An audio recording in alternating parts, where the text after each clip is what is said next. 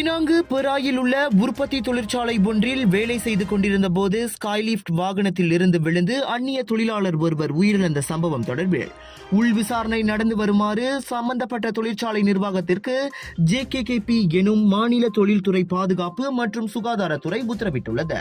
கடந்த வியாழக்கிழமை பிற்பகல் மணி 2:15 வாக்கில் ஸ்கைலிப்ட் வழியாக 5.2 மீட்டர் உயரத்தில் வேலை செய்து கொண்டிருந்த 21 வயது அந்நிய நாட்டு தொழிலாளி ஒருவர் தவறி விழுந்து பலத்த காயங்களுக்கு இலக்கானார். உடனடியாக அவர் மருத்துவமனைக்கு கொண்டு செல்லப்பட்ட போதிலும் 3 நாட்களுக்கு பின் சிகிச்சை பலனின்றி உயிரிழந்தார். அதனைத் தொடர்ந்து விசாரணை முடியும் வரை சம்பந்தப்பட்ட தொழிற்சாலையில் சம்பவம் நிகழ்ந்த பகுதியில் உடனடியாக வேலை நிறுத்தம் செய்யுமாறு JKKP பணித்துள்ளது. அச்சம்பவத்திற்கான காரணத்தை கண்டறிய உள் விசாரணை நடத்தி முழு அறிக்கையை JKKP இடம் ஒப்படைக்க வேண்டும் என நிர்வாகம் பணிக்கப்பட்டுள்ளது. முன்னதாக தொழிற்சாலை கட்டடத்தை புதுப்பிக்க ஏணியை பொருத்தும் பணியில் ஈடுபட்டிருந்த அந்த குத்தகை பணியாளர் கால் தவறி கீழே விழுந்து உயிரிழந்ததாக கூறப்பட்டது குறிப்பிடத்தக்கது.